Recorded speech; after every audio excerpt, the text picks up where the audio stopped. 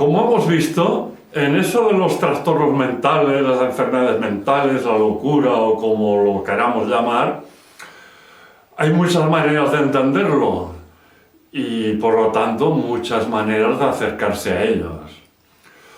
La pregunta ahora es, ante estas situaciones, habitualmente, ¿qué hacemos?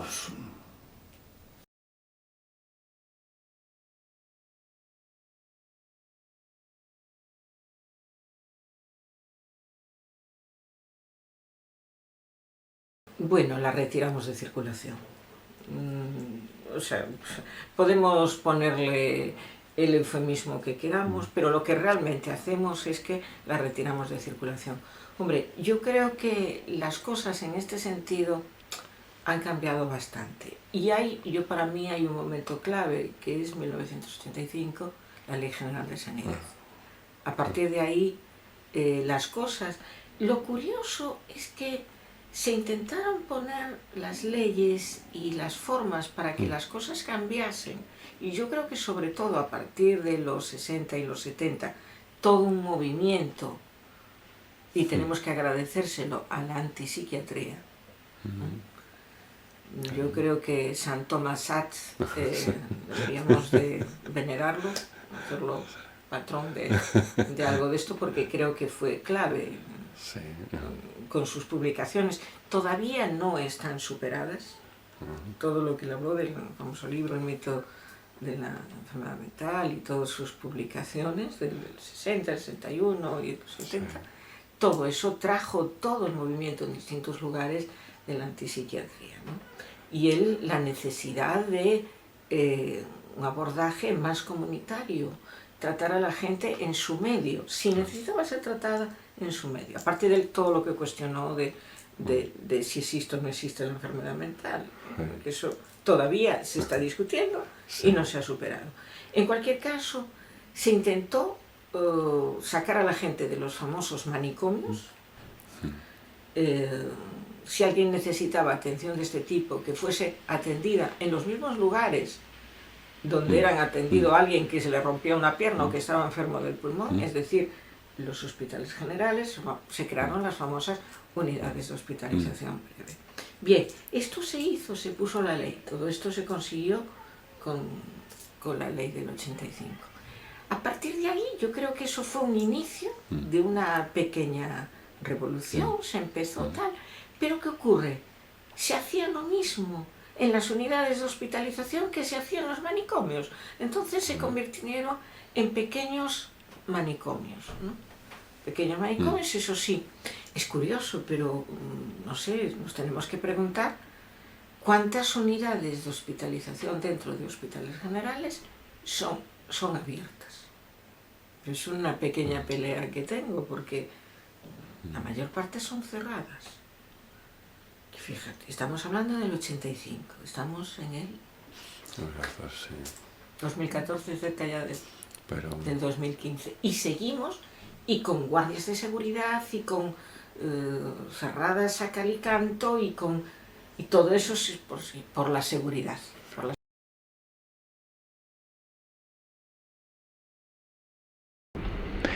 Cuando una persona es diagnosticada de un problema de sufrimiento, un problema de salud mental, generalmente lo primero que se produce es una fragmentación casi automática de todo su entorno, ¿no?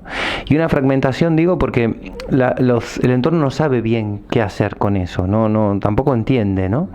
Generalmente hay la persona queda como desautorizada, ¿no? Dentro de ese, como con un descrédito, y el entorno no sabe cómo acceder a ella tampoco, ¿no?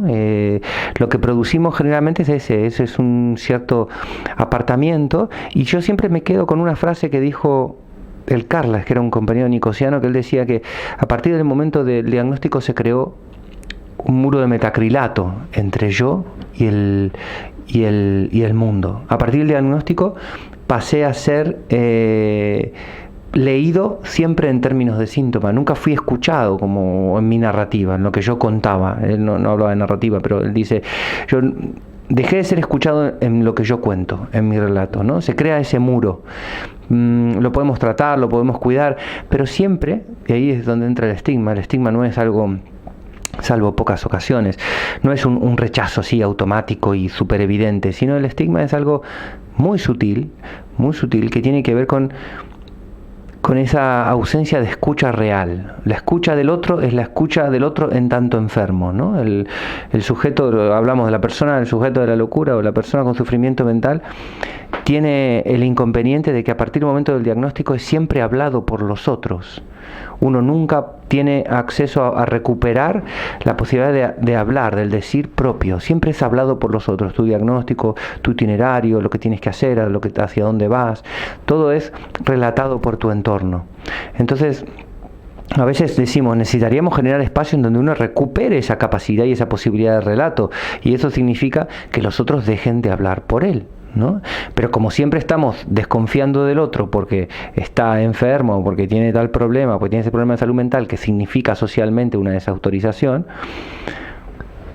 siempre terminamos hablando por el otro. Eso va generando una suerte de asfixia en la propia persona. Es decir, no puedo hablar por mí, no puedo decir por mí, no tengo que asumir siempre la identidad otorgada, ¿no? Es decir,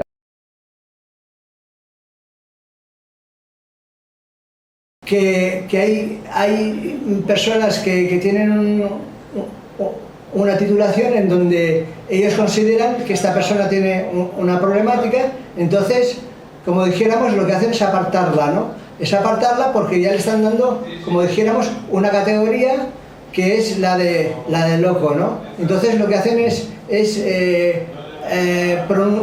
acentuar, como dijéramos, ese proceso invalidante que autoinvalida a esa persona por el concepto de esto del diagnóstico. Entonces lo que hace es apartarlo, y ese comportamiento es tomado como un comportamiento raro, pero es en cierta manera promovido por las ciencias oficiales, como dijéramos, ¿no? Hay gente que se cree su título, ¿no? O sea, se cree que es un esquizofrénico, se cree que es un bipolar. Entonces va diciéndolo a la gente para que la sociedad tenga constancia de que existen estos paréntesis, ¿no? En esta sociedad, estos comportamientos, como dijéramos, ¿no? Entonces la sociedad está cómoda porque tiene encajonado a una persona, ¿no? Y ya la tiene conceptualizada como el bipolar o como el esquizofrénico. Entonces entonces es cuando funciona en sociedad, y la sociedad es la que pone pues esas categorías.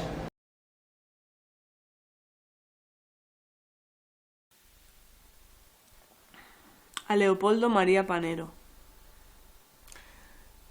La muerte engendra locos y escupe poetas tristes. Allí, donde no llega la luz ni el beso, vive una sombra que llora. Allí, donde no llega la piel ni el calor, perdura el manicomio. Yo, que soy la luciérnaga atropellada por la lágrima, tú, que eras el hijo del dolor y el enajenado que no pudo escapar. Prisionero de ti como tantos que somos prisioneros e hijos del miedo, encarcelados en el hospital donde no existe la caricia, manipulados por frías batas blancas y pastillas azuladas. Yo, que soy otra enajenada que llora Valiums, que desayuna antipsicóticos, que tiembla olvidada en el colchón como un escombro, tú, que recibes elogios y medallas una vez muerto, pero al que nadie vino a rescatar de su cama psiquiátrica, al que ningún rostro acogió en su vientre cálido. La locura no es un paseo cool por la vida, sino que es la sangre clavada en el pensamiento y ver cómo uno cae en el abismo sin aliento. La locura no se trata de un juego, es encontrarte como un animal acorralado y querer morir atado en una cama. Por eso, silencio, silencio, silencio, ante el alucinado, ante el loco, silencio y respeto a su mundo infinito, a su mirada perdida, a su mundo incomprensible, a la foto en la que brillaban sus ojos de niño.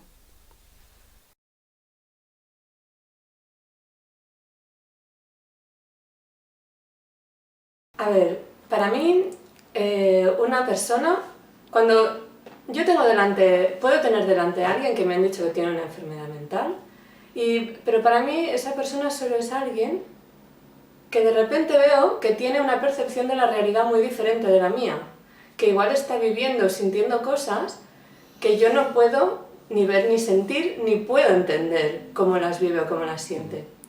En mi caso, esta experiencia ha sido muy directa con mi hermano.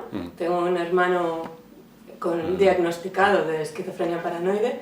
Claro, a veces me cuenta lo que ve, lo que siente. Yo soy incapaz de ver, de sentir o incluso de entender. Pero sin más. Eso no impide aceptar o darse cuenta que para él está siendo real, ¿no? Al principio de conocer esta enfermedad, claro, lo primero intentas como convencer a la persona de que eso que le está pasando no es real, no está pasando.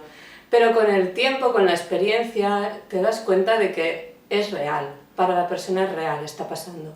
Entonces solo es darse cuenta de que hay más realidades que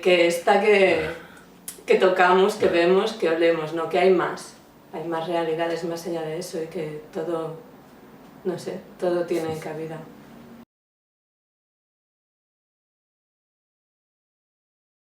Y en principio se habla mucho del ingreso de contención. Cuando ya también que estás superando ciertos límites, que estás mal, que no tocas mucho con la realidad o que has vivido algún momento que te está sobrepasando, pues ellos dicen que es una manera de protegerte, en un sitio donde vas a estar tranquilo, donde podrás reflexionar, donde se te va a dar un trato desde los profesionales. Y a veces yo creo que es una manera de, no de escondernos, pero de juntarnos todos en un mismo sitio y no poder trabajar realmente porque estás allí. Hay ciertos hospitales en los que te ingresan y no haces absolutamente nada en todo el día. Y yo eso lo veo fatal, porque es que diríamos que se volvería loco cualquiera. O sea, se supone que vas a reflexionar, a tomar distancia y lo que haces allí es pasar todo el día, que sea en la cama, que sea caminando por el pasillo, que sea ninguna actividad. ¿Qué vas a reflexionar? ¿Y qué es la contención? Luego ya el cachondeo ya es cuando dicen que es de prevención. O sea, cuidado que estamos viendo señales, mejor vamos a hacer un ingreso. Pero hay momentos también que sí que yo no lo voy a negar. Hay momentos que estos lugares se convierten en un sitio en el que te sientes un poco segura. A mí por lo menos me ha pasado. ¿Por qué? Porque estoy con gente que ha pasado por algo parecido, porque en principio los profesionales entienden lo que está pasando y pueden ofrecer cierta ayuda, pero también se crea una burbuja en la que te protegen y luego cuando sales al exterior los problemas siguen siendo los mismos, las personas son las mismas, entonces no puedes recluirte eternamente en estos sitios.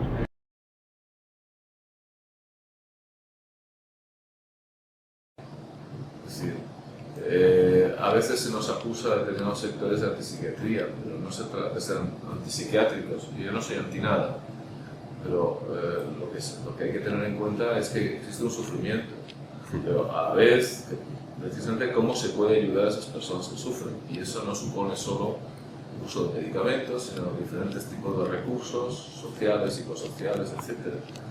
Y sobre todo lo que hay es mucho miedo y todo el mundo se protege.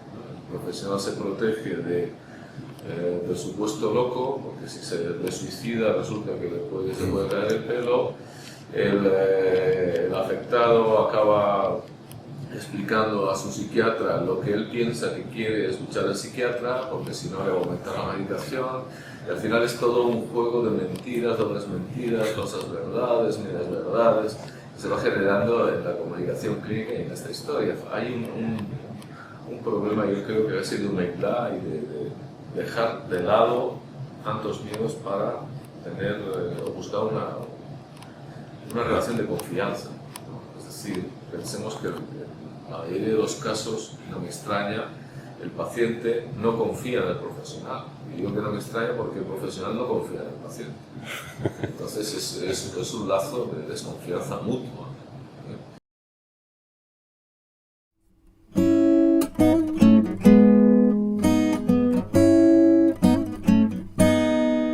really have seen that family have such a resources that we cannot imagine if we do not meet with the family. And we aim at generating dialogue, and this actually becomes the most important aspect. No longer thinking that the aim of the meeting is to have solution. The solutions comes a part of self-evident process that is opened up while we focus on how do we manage to have all the voices heard. So the purpose is dialogue, and as a consequence of the dialogue, the solutions happen. Yeah, the change starts to happen immediately.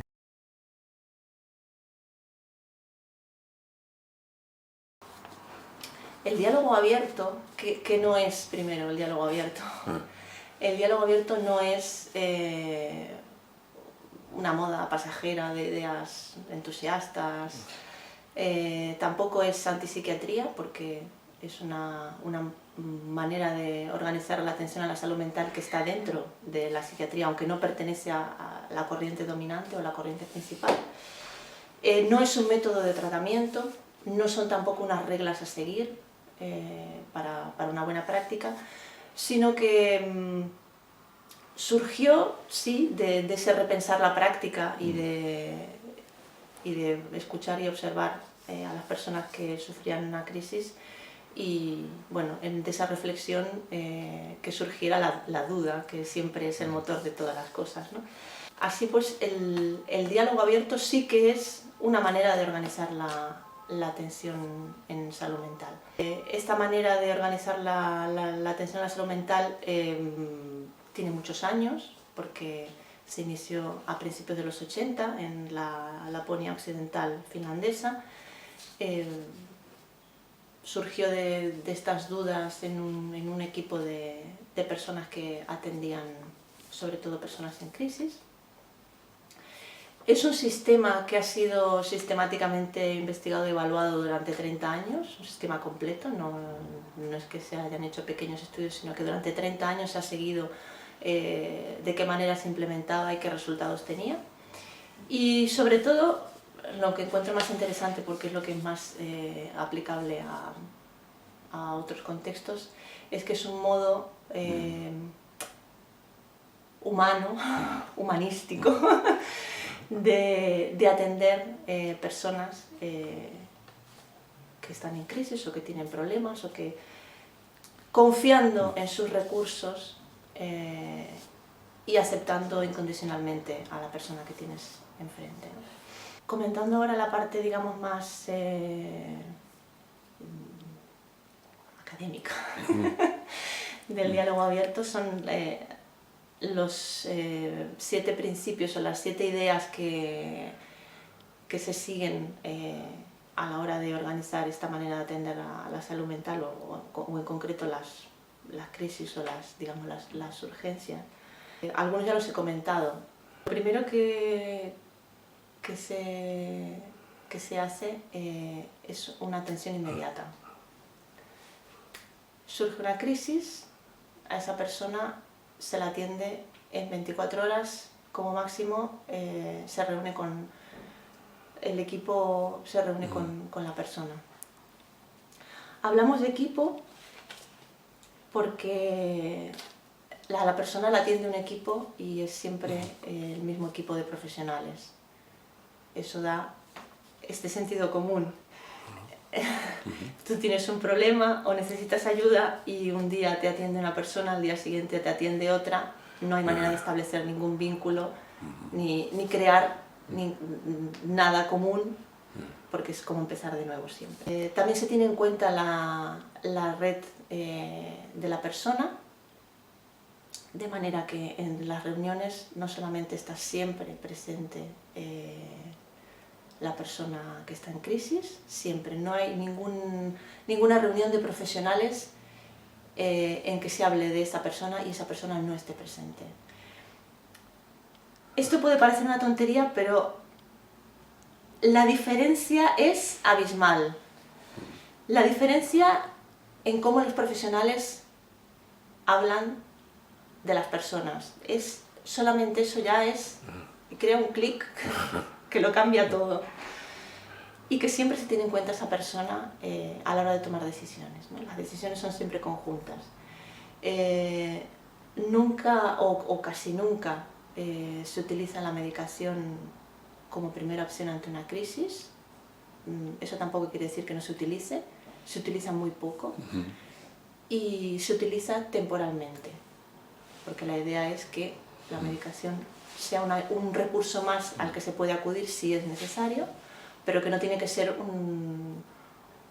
una cosa que se tenga que prolongar en el tiempo, porque la medicación tiene efectos secundarios, porque la medicación anula muchos recursos de la persona. En las reuniones, aparte de crear este diálogo que es escuchar y responder y no preguntar porque quiero que me conteste, me corrobore lo que yo estoy preguntando, sino de preguntar para entender. En el momento en que la persona, esto también es algo que parece muy simple, pero que también provoca la diferencia que hace la diferencia, que decía Bateson, ¿no? Es primero, si tú le preguntas a la persona qué te pasa y qué piensas qué significado le puedes dar a esto, eso ya cambia totalmente. Primero estás reconociendo a la persona que está enfrente, le estás dando voz y luego te estás interesando, tienes curiosidad por saber qué significado le da a esa persona, o a lo mejor no lo sabe en ese momento, pero le estás tendiendo la mano para ayudarla a encontrarlo.